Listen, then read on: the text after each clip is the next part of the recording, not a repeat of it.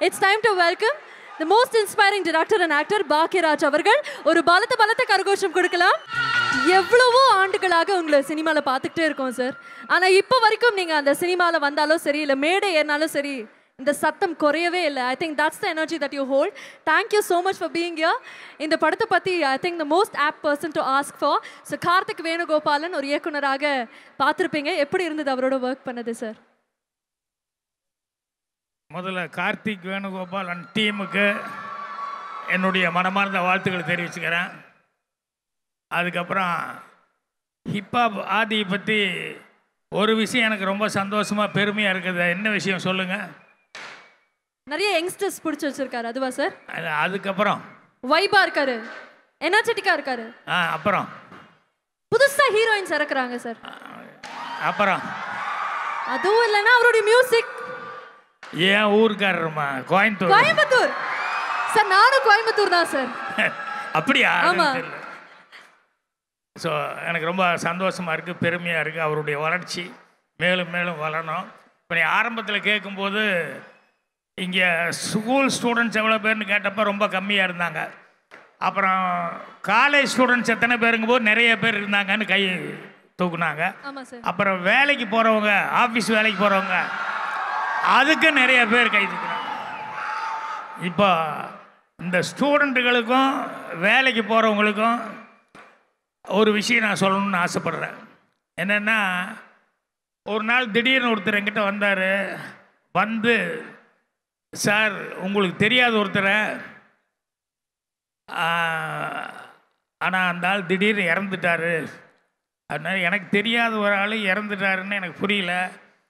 இல்லை சார், அவர் ஃபேமிலி இப்போ எப்படி ரன் பண்ணுறதுன்னே தெரியல, அவ்வளோ கஷ்டமான சூழ்நிலை இருக்குது அப்படின்னாரு. எனக்கு என்னங்க கரெக்டாக சொல்லுங்கன்னு. அப்புறம் சொன்னார், அவர் சீரியல் பண்ணிக்கிட்டு இருந்தார், டைரக்ஷன் பண்ணியிருந்தார். திடீர்னு இறந்ததுனால ஃபேமிலி ரொம்ப கஷ்டத்தில் இருக்கு அப்படின்னாரு. சரி, நான் என்ன பண்ணணும்னு நினைக்கிறீங்க? எதாவது முடிஞ்ச ஹெல்ப் பண்ணுறேன். இல்லை சார், ஒரு ஹெல்ப் நீங்கள் பண்ண முடியும் அப்படிங்கிறதுனால தான் உங்களை தேடி வந்தேன் அப்படின்னேன். என்னன்னா, அவங்களுக்கு 2 பேர், அந்த 2 குழந்தைகளும் படிச்சுட்டு இருக்காங்க. இப்போ வீடே ரன் பண்ணுறது கஷ்டங்கும்போது இப்போ படிப்பு கண்டிப்பாக ஸ்டாப் ஆகி போகும் அப்படின்னா எனக்கு புரியல. நான் என்ன பண்ணேன்? இல்லை, நீங்கள் நினச்சா அந்த படிப்பு காப்பாற்றி கொடுக்க முடியும் அப்படின்னு சொன்னார். அப்புறம் யோசித்தேன், அவர் இறந்துட்டார், ஃபேமிலி ரன் பண்ணுறதே கஷ்டம், குழந்தைகளுக்கு படிப்புக்காக ஒருத்தர் நம்மளை தேடிட்டு வந்திருக்காருன்னு நான் ஒருத்தர் தேடிட்டு போனேன். போய் இப்படி சினிமாவில் இருந்தவர் இப்போ டக்குன்னு போயிட்டார். அந்த 2 குழந்தைய படிப்புக்கு நீங்கள் எவ்வளோ கம்மி பண்ண முடியும்? இந்த ஃபீஸ் கட்டுறது இருக்கு இல்லையா, வருஷம் மாதம் அப்படின்னு இது எவ்வளோ குறைக்க முடியும் நீங்கள் அப்படின்னாரு. அந்த பேப்பரை வாங்கி பார்த்தாரு. 2 பேரும் அவர் காலேஜில் படிக்கிறவங்க தான். அப்படியே அந்த பேப்பரை வாங்கிட்டு, ஒன்றும் குறைக்க வேண்டாம், மொத்தமாகவே இந்த ஃபீஸ் பூரா நானே எல்லா செலவும் நான் ஏற்றுக்கிறேன் அப்படின்னாரு. நான் கொஞ்சம் குறைக்க முடியுமான்னு தான் போனேன். ஆனால் நம்ம கணேஷ் அவர்கள் மொத்த செலவும் நான் ஏற்றுக்கிறேன் இந்த காலேஜில் 2 பேர்த்துக்கும் அப்படின்னு சொன்னார். எனக்கு கண்ணு கலங்கிருச்சு. என்னென்னா, எனக்கு இவர்கிட்ட விட இவங்க அப்பா கிட்ட தான் நல்லா பழக்கம். ஸோ யாரோ ஒருத்தருக்காக ஹெல்ப்புக்காக போய் கொஞ்சம் குறைக்க முடியுமான்னு கேட்டதுக்கு மொத்தமாகவே அவர் அந்த எஜுகேஷன் நான் பார்த்துக்கிறேன். ஏன்னா நான் சின்ன வயசில் இந்த ஃபீஸ் கட்டுறதுக்கு எவ்வளோ கஷ்டப்பட்டு வந்தேன். ஸோ அப்படி கஷ்டப்பட்டவர் இன்றைக்கி இந்த அளவுக்கு இருக்காருன்னு சொல்லும்போது அதுதான் ரொம்ப சந்தோஷமாக இருக்குது. இன்றைக்கி இந்த ஸ்டூடெண்ட்டு, ஆஃபீஸுக்கு வேலைக்கு போகிறவங்களுக்கெல்லாம் இந்த மாதிரி எல்லாத்துக்கும் பணம் வந்துடும், எல்லோரும் இது வரும். ஆனால் அந்த பெருந்தன்மையான குணம் இருக்கே, உதவி பண்ணுற குணம், அப்படிப்பட்ட கணேஷ் அவர்கள் இந்த படத்தினுடைய தயாரிப்பாளர். ஸோ ஹிப்ஹாப் ஆதி இதில் நடிக்கிறது, இன்னும் நிறைய ஆர்டிஸ்ட் இப்போ போனாங்களே, எல்லாருமே இந்த படத்தில் இந்த பேனல் நடிக்கிறது அவ்வளோ சந்தோஷப்பட்டிருப்பாங்க, பெருமைப்பட்டிருப்பாங்க. அதனால் இப்போவே அந்த கார்த்திக்கு இப்போ எல்லோரும் மாதேஷ் பிடிச்சி எல்லாம் கஞ்சி காய்ச்சிட்டு இருந்தீங்க. ஆமாம் சார், கம்ப்ளைண்ட் மேலே கம்ப்ளைண்டாக வருது சார். இல்லைங்க, எனக்கு தெரிஞ்சு எல்லாத்துக்கும் ஒரே மாதிரி தான், எல்லாருமே அழகாக தான் இருக்காங்க. அதனால்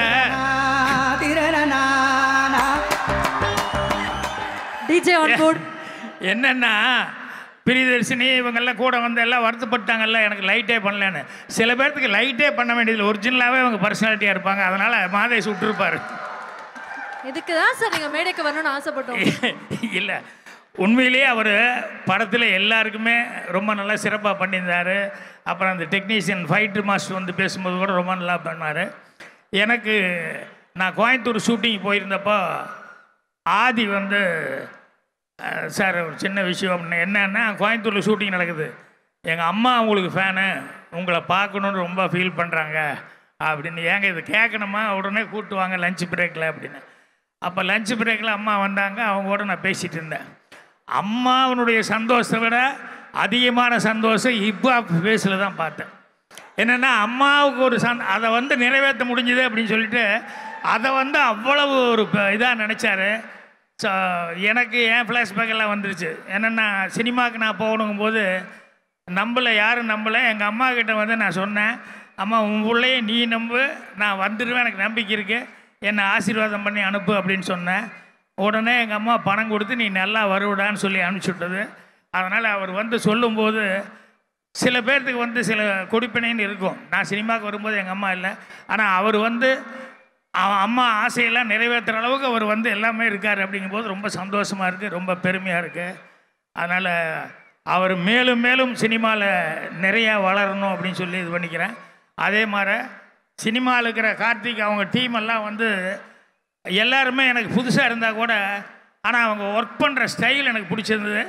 அதாவது தரவாக இருந்தாங்க. அடுத்து இதுதான் அப்படிங்கிறதுல வந்து ஒன்றும் யோசிக்காமல் பெரிய டிஸ்கஷன் இல்லாமல் தரவாக இருந்தாங்க. அதுக்கப்புறம் டைலாக் பேசும்போது கூட எனக்கு கம்ஃபர்டபுளாக ஏதாவது பண்ணிக்கன்னா பண்ணிக்கோங்க அப்படிங்கிற மாதிரி சொல்லி இதுதான் டைலாக் அப்படின்னு சொல்லிட்டு இது பண்ணுவாங்க. அப்படி எல்லாத்துக்குமே வந்து அவங்க ரொம்ப கோஆப்ரேஷனாக இருந்தாங்க. ஸோ அதனால் அந்த டீம் கண்டிப்பாக சக்ஸஸ்ஃபுல்லாக படம் வந்து சக்ஸஸ் ஆகும். அந்த அளவுக்கு வந்து எல்லாருமே ஒர்க் பண்ணியிருக்காங்க. ஸோ மேலும் இந்த மாதிரி டீமுகளை வந்து, ஏன்னா அவர் வந்து அவங்க அப்பா பேரை காப்பாற்றுற அளவுக்கு கணேஷ் அவர்கள் வந்து எஜுகேஷனில் என்ன பண்ணுறாரோ அதே மாதிரி சினிமா துறைக்கு வந்து நிறைய பேர் இன்ட்ரடியூஸ் பண்ணியிருக்காரு, நிறைய பேர் பண்ணிக்கிட்டே இருக்காங்க. அதனால் அவர் மேலும் மேலும் நிறைய ப்ரொடக்ஷன் எடுத்து எல்லாருக்கிட்டேயும் எல்லாத்துக்கும் ஒரு வாழ்க்கை கொடுக்கணும் அப்படின்னு சொல்லி நான் கேட்டுக்கிறேன். அதுக்கு ஆண்டவனுடைய பிராப்தம் இருக்கணும்னு சொல்லி கேட்டுக்கிறேன். Thank you so much sir. இந்த நேரத்தில் நீங்கள் இருக்கக்கூடிய அந்த டைமில் கார்த்திக் அண்ணாக்கு ஒரு பெரிய கைத்தறல் கொடுக்கணும்னு நினைக்கிறேன்.